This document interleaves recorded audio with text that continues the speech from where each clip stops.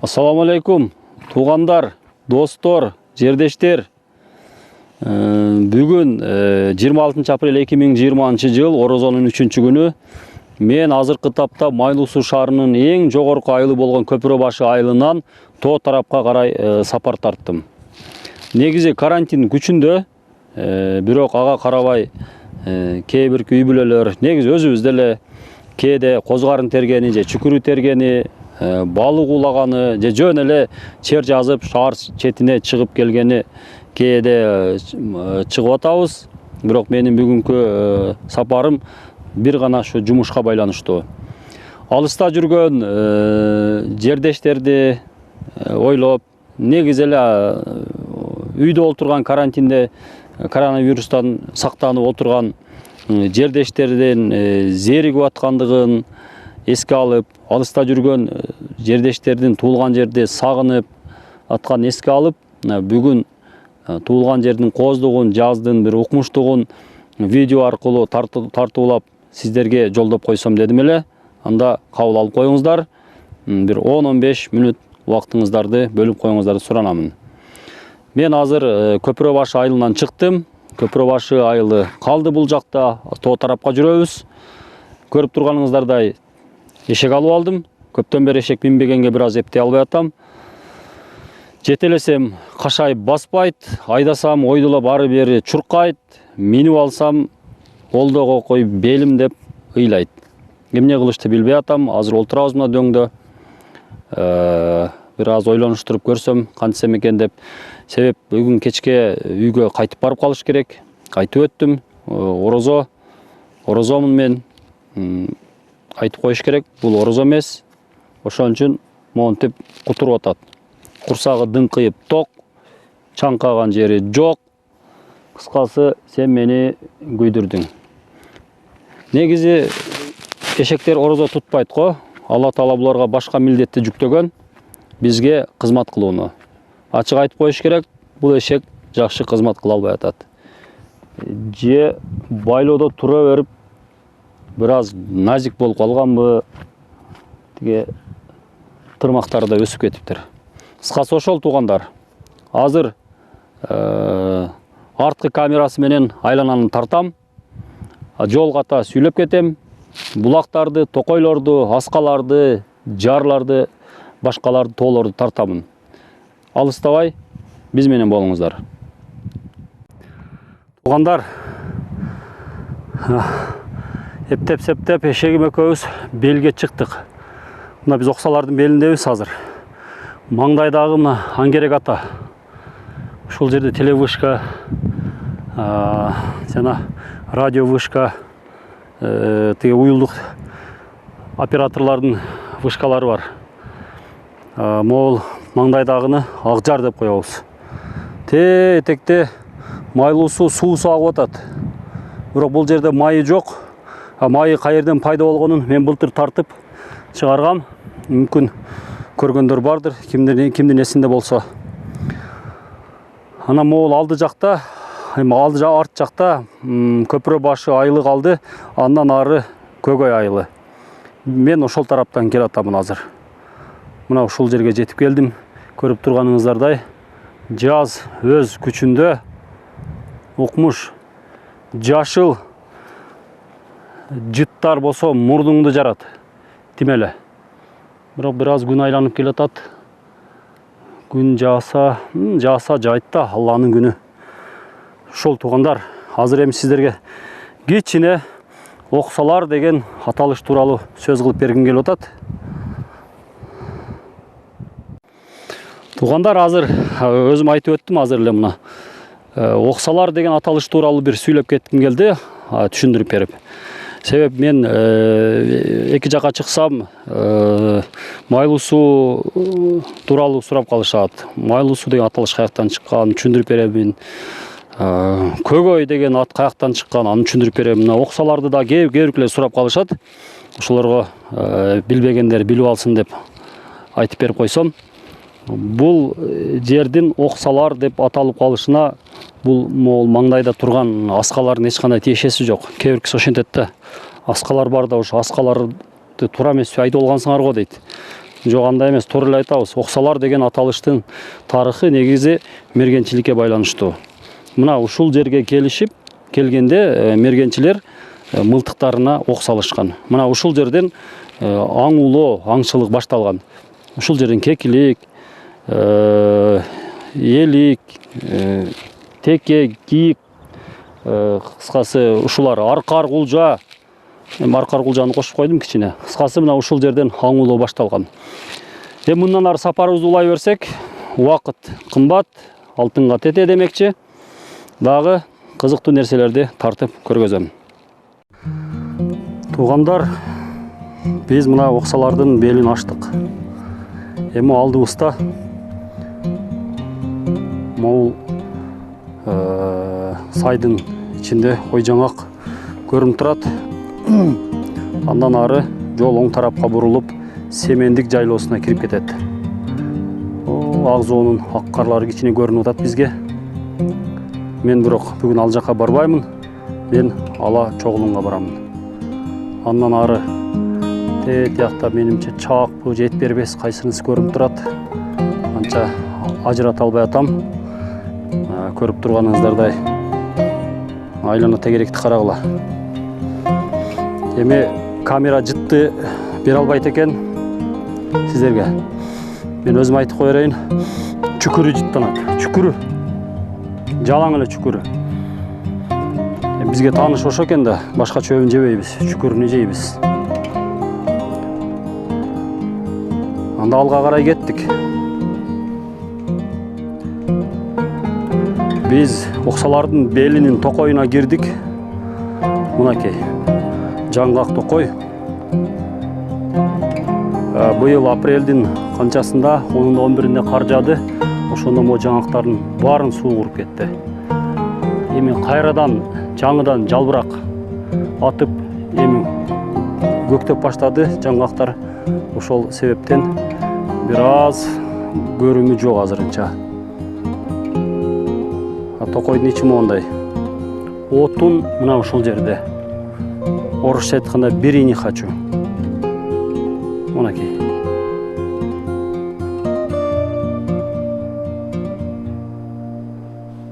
Билбейм, бул жердин отунун алса канча жыл ташыйт бул жердин отунун адамдар. Автожол жоктугуна байланыштуу бул жердин отун алынбайт.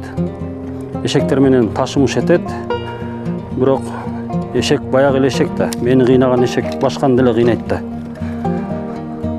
Ошондуктан мына отундар кенен кесир жатат, алынбайт. Канча жылдан бери. Менин эсимдегиси бул жерде эң эле болбоду дегенде бир 25 жыл отун алынган жок. 25 жылда мына ушунчалык отун көп топтолду. Токойдун кооздугун, атмосферасын сөз менен айтып жеткиргиз. Эми камера менен мүмкүн болушунча кооздугун жеткирген аракет кылып атам. Бирок айтып өттүм бая, жытын жеткире албайт эч кандай. Жыты бир укмуш. Ар түркүн чөптөрдүн, гүлдөрдүн жыты мурунга уруп атат. Кетким келбей атат, чынын айтсам. Орозо экендигиме карабай, курсагым ачканы билинбейт, чаңкаганым билинбейт. Мына ушунча тердеп, тепчип, чарчап келатсам дагы. Азыр алды жакта бир булак бар, ошол жерге токтойбуз. Мына мен баягы айткан булакка келдим. Негизи көпүрө башын айылынын тургундары жана бул жака көп келген адамдар бул булакты таанышат. Бул жерден өткөн адамдар дээрлик бар десем да болот. Ушул жерге токтоп, болбоду дегенде бир урттам суу ичип кетишет. Окей. Кулак укмуш. Кай жерден чыгат дебейсиздерби? Мына чоң көзү могул жерде экен. Ушул жерде экен. Ушул жерден атып чыгып атат. Кол менен чукуштун кажети жок. Табигый тура бергени жакшы.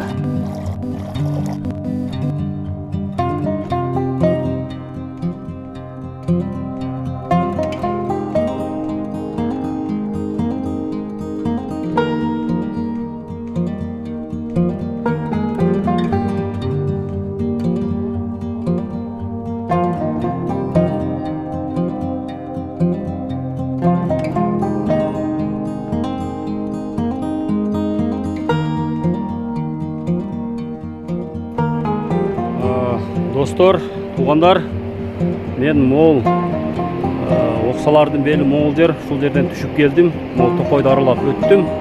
Азыр эми Ойжаңаққа жақындаштым. Алдыда болса, Қапчығай жатады. Шул ағып жатқан су, майлы су. Шу Қапчығайды аралап өтіп, шу Қапчығайдың арқы башында водозабор бар. Мына ушул жерден су шаар үчүн алынат. Андан жогору келе берсек, мына суу бойлоп келебиз. Мына маңдайда эми семендик жайлоосу. Заңкайып агарып жаткан тобул Акзоо.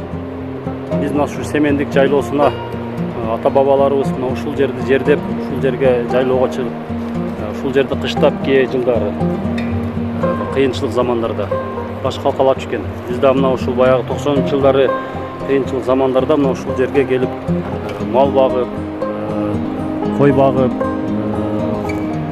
картошка айдап, жүгөр айдап, мына ушул жерде 5 жыл, 10 жыл жайлачубуз. Айта берсе сөз көп. Жердин кооздугуна сөз жок. Сөз жок. Укмуш. Сагынып калдым эле. Көптөн бери бул жерлерде баспай. Туугандарым бар, бир туугандарым, агайындарым, апам бар, Аллага шүгүр, тирүү. Апам да мына ушул жерлерде көп жүргөн. Көрсөтүп, мына аз да болсо сагынычын жазып алышат деген үмүттөмүн. Андан сырткары Россияда жүргөн жердештер, көпүрө башчылыктар, силерге өзгөчө салам.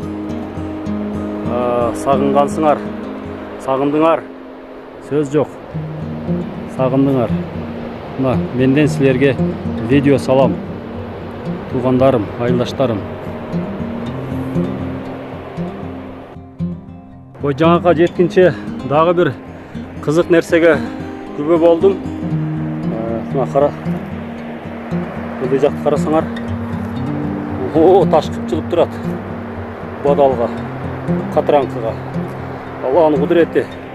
Мына ушул бийиктен құлап түшкөн таш кандайдыр бир себептерден улам ылдамдыгын азайтып, мына ушу эки билекче келбейт. Адамдын билегинче. Бадалға келип кыпчылып калыптыр. Чоң таш 30 килограмм чыгат го дейм. Şunu tartıp koyun dedim, kızık oldu. Çöh, kettik.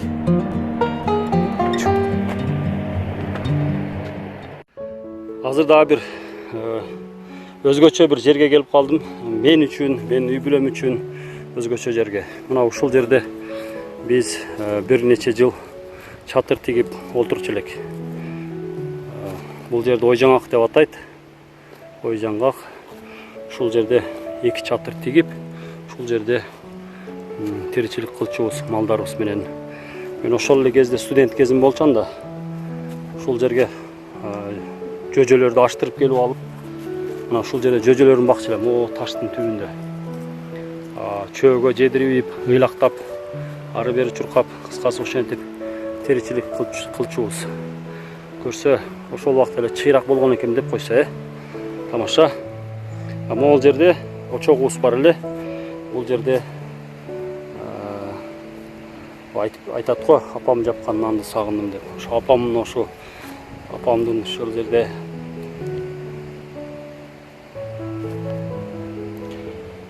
дароо айтып бериш кыйын болду. Ушул жерде мына апам казанга нан жапчу, ошо нандарды сагындым. Могул жерлерде уйларды саап, могул жерде тарткан каймактарын сагындым. Апам азыр үйдө, Аллага шүгүр бар. Мен ойлойм апама шуну көрсөтөм.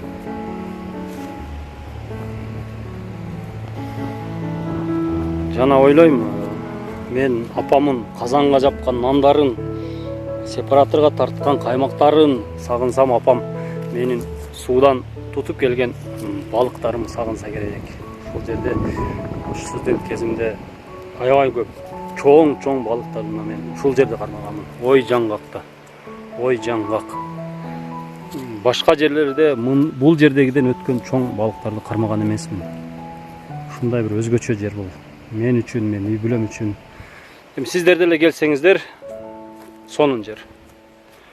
Өзгөчө мына жаз кезинде. Жайында бир аз эми ысыып, кичине саргайып калат чөптөр июльдарда. Ошол туугандар. Мына бул жерлерде дагы бир кызыктуу нерселер бар. Могул тамдар. Бир учурунда мына ушул жер дагы ой жаңактын жогорку түзү айыл болуп кете жаздаганда. Онтип үйлөр курулуп, бир бөлмөлүү бастырмалар, сарайлар курулуп айыл болуп кете жаздаган болчу. Могул жер Мырза Карим деген менин илгеркиден жер каймактагандан берки кошунамдын ол үйү. Азыр көпүрө башында.